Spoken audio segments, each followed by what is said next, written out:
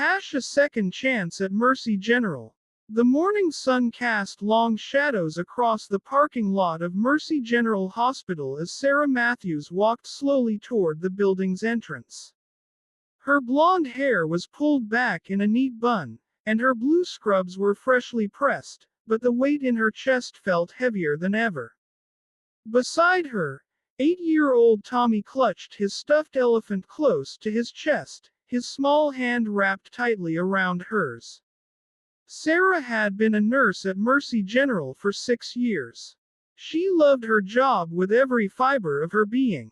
The long shifts, the difficult patients, the sleepless nights, none of that mattered when she could help someone heal, when she could bring comfort to a family in crisis, when she could make a real difference in someone's darkest hour. But being a single mother had made everything so much more complicated than she ever imagined it would be. 3 months ago, her regular babysitter had moved away without warning. Sarah had scrambled to find alternatives, calling every childcare center in the city, reaching out to family members who lived too far away to help regularly. Each solution fell through, one by one. The overnight shifts were the hardest. Who could she trust to watch Tommy through the night while she worked to save lives at the hospital? The first time she brought Tommy to work, it was supposed to be just once. An emergency. Her backup babysitter had gotten sick, and Sarah couldn't afford to miss another shift. She had already used up all her personal days dealing with Tommy's bout of flu earlier that month. So she made a decision that felt wrong but necessary. She brought her son with her to the hospital.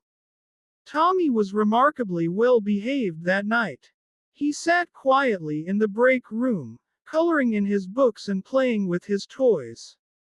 He fell asleep on the small couch around midnight, curled up with his elephant. Sarah checked on him between patient rounds, her heart aching with guilt but also swelling with pride at how mature her little boy was being. But what was supposed to be once became twice. Then 3 times. Then a regular occurrence. The other nurses understood. Many of them were mothers too. They knew the impossible choices that single parents faced every day. They helped keep an eye on Tommy, brought him snacks, even taught him simple card games during their breaks.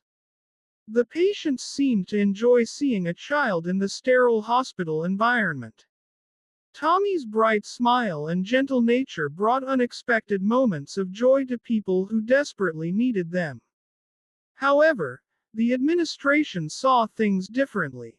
Last Friday afternoon, Sarah had been called into the supervisor's office.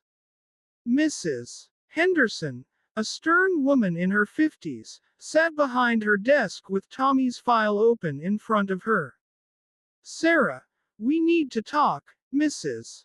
Henderson had said, her voice cold and professional. "This situation with your son cannot continue. Mercy General has strict policies about non-employees being in the hospital after hours. It's a liability issue, and frankly, it's unprofessional." Sarah felt her throat tighten. "Mrs. Henderson, I understand your concerns, but I'm doing everything I can to find proper childcare.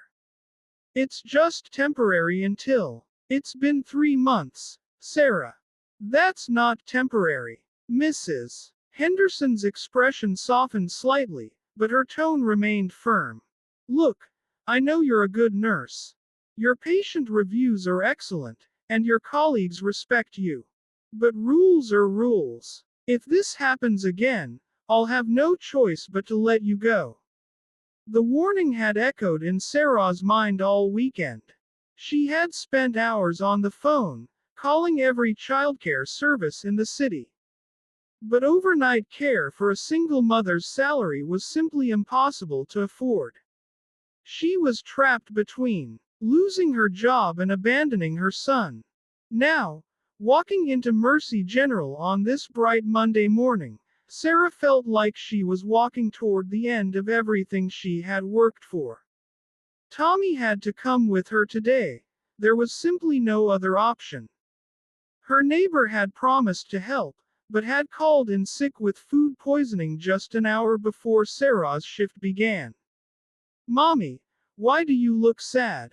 Tommy asked as they approached the hospital's automatic doors.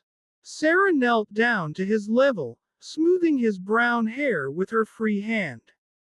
I'm not sad, sweetheart. Sometimes grown-ups just have to make difficult decisions. Is it because I have to come to work with you again? The innocence in his question broke her heart. Oh, honey, no. You're never a problem. You're the best part of my day, always. Tommy smiled, but Sarah could see the worry in his young eyes. Children were more perceptive than adults often gave them credit for. He understood more about their situation than she wished he had to. They walked through the hospital corridors together, Sarah's heart pounding with each step.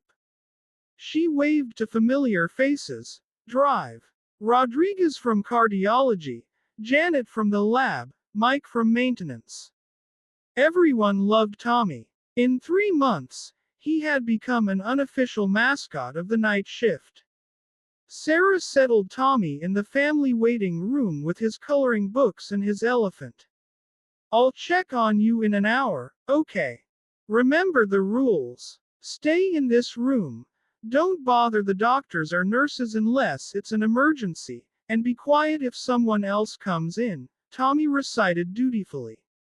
That's my good boy. 2 hours into her shift, Sarah was reviewing patient charts when she heard footsteps approaching. She looked up to see Mrs. Henderson walking toward her with a man she didn't recognize. He was tall, probably in his early 40s, wearing a well-tailored gray suit. His dark hair was perfectly styled, and he carried himself with the confidence of someone accustomed to being in charge. Sarah's stomach dropped. This was it. She was about to be fired. Sarah, Mrs. Henderson said, her voice unusually formal, I'd like you to meet James Morrison. He's our new chief executive officer. Sarah stood up quickly, smoothing her scrubs nervously. Nice to meet you, sir. James Morrison studied her for a moment with sharp but kind eyes. Ms. Matthews, I understand you're one of our most dedicated nurses. I try to be, sir. Mrs. Henderson has told me about your unique situation. I'd like to meet your son, if that's all right with you. Sarah's heart began racing even faster. This was definitely not what she had expected. Of course, sir. He's in the family waiting room. The 3 of them walked down the hallway together. Sarah felt like she was walking to her execution, but there was something in James Morrison's demeanor that didn't seem threatening. There was warmth there, hidden beneath the professional exterior. They found Tommy exactly where Sarah had left him, sitting cross-legged on the floor with his coloring books spread around him. He looked up as they approached, his eyes widening slightly at seeing the well-dressed stranger with his mother. Tommy, this is Mr. Morrison. He's the new boss of the hospital, Sarah said gently. Tommy stood up politely, still clutching his elephant. Hello, sir. I'm sorry if I'm not supposed to be here. My mom doesn't have anywhere else for me to go. James Morrison knelt down to Tommy's level, just as Sarah had done earlier. What's your elephant's name? Peanut, Tommy answered, relaxing slightly. He's been with me since I was little. That's a good name for an elephant. You know, when I was your age, I had a stuffed bear named Coco. I took him everywhere. Tommy smiled. Really? What happened to him? I still have him, actually. He sits on a shelf in my office now. Sarah watched this interaction with growing confusion. This was not how she had imagined this conversation would go. James Morrison stood up and turned to face both Sarah and Mrs. Henderson. Ms. Matthews, walk with me for a moment. They stepped away from Tommy, who returned to his coloring with renewed focus. I want you to know something, James began, his voice quiet but clear. I was 8 years old when my father left. My mother worked 3 jobs to keep us afloat. Sometimes she had to bring me to work with her. I spent countless nights in office buildings, restaurants, and retail stores, trying to be invisible while she did what she had to do to survive. Sarah felt tears beginning to form in her eyes. I know what it's like to be that child, he continued. And I know what it's like to be that parent. The guilt, the fear, the feeling that you're failing even when you're doing everything you possibly can. Sir, Sarah began. Let me finish, he said gently. I've been reviewing your file. Your patient satisfaction scores are among the highest in the hospital. Your colleagues uniformly describe you as compassionate, reliable, and skilled. You've been here for 6 years without a single serious incident. You're exactly the kind of nurse that makes Mercy General a place where people want to heal. Mrs. Henderson shifted uncomfortably beside them, but remained silent. Now, James continued, I understand that hospital policy has created an impossible situation for you. You're choosing between your livelihood and your child's welfare. That's not a choice any parent should have to make. What are you saying, sir? Sarah asked, her voice barely above a whisper. I'm saying we're going to find a solution. Effective immediately, Mercy General will be partnering with a local childcare service to provide overnight care for employees' children. We'll subsidize the cost to make it affordable for our nursing staff. It will take about 2 weeks to get everything set up. Sarah felt the world spinning around her. I don't understand. Until then, Tommy is welcome here. We're going to convert one of the unused conference rooms into a temporary childcare space. Quiet, comfortable, with a couch for sleeping and space for homework and activities. A few of our off-duty nurses have already volunteered to take turns supervising when they're available. Tears were flowing freely down Sarah's face now. Why would you do this? James Morrison smiled, and for the first time, the warmth in his eyes was fully visible. Because 25 years ago, a manager at a department store made the same choice for my mother and me. He could have fired her for bringing me to work. Instead, he helped us figure out a better way. That kindness changed the entire trajectory of our lives. I worked my way through college, then business school. I've spent my entire career looking for opportunities to pay that kindness forward. When I took this job 3 weeks ago, I promised myself that Mercy General would be a place that supports its employees, not just as workers, but as human beings with real lives and real challenges. Sarah was crying openly now, not caring who saw her. I thought I was going to lose everything. The only thing you're going to lose is the worry that's been keeping you up at night, James said.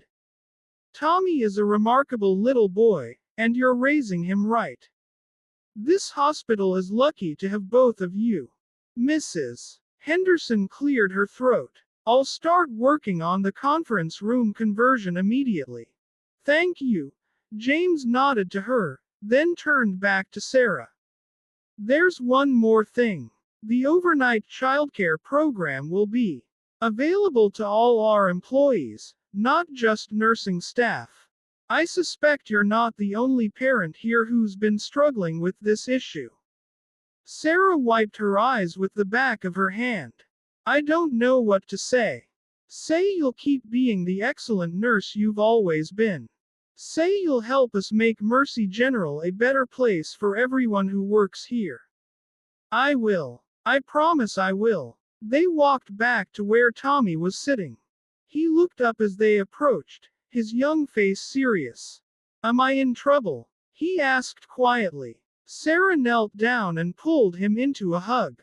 No, sweetheart, you're not in trouble. In fact, things are going to get much better.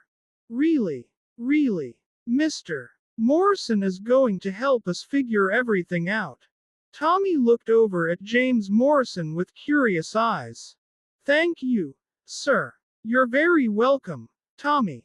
And I have a feeling you and I are going to be good friends. As Sarah returned to her shift that night, she felt lighter than she had in months. Tommy was settled in the newly designated childcare room with a stack of books and his beloved elephant. 3 off-duty nurses had already stopped by to check on him, bringing him snacks and playing quiet games. But more than the practical solution, Sarah was overwhelmed by the kindness she had been shown. In a world that often felt cold and unforgiving, especially for single mothers trying to do their best, she had encountered someone who understood. Someone who saw her not as a problem to be managed, but as a person deserving of support and compassion. Later that evening, as she was finishing her rounds, Sarah passed by James Morrison's office. The light was still on, and she could see him working at his desk. True to his word, there on the shelf behind him sat a small, well-worn teddy bear. She smiled and continued down the hallway, knowing that tomorrow would be brighter than today, and that sometimes, when you least expect it, angels appear in business suits and remember what it's like to be 8 years old and scared.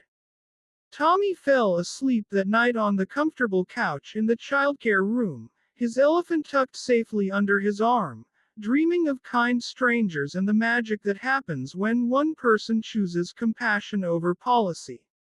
And Sarah, for the first time in months, worked her shift with a heart full of hope instead of fear, knowing that she and her son were exactly where they belonged.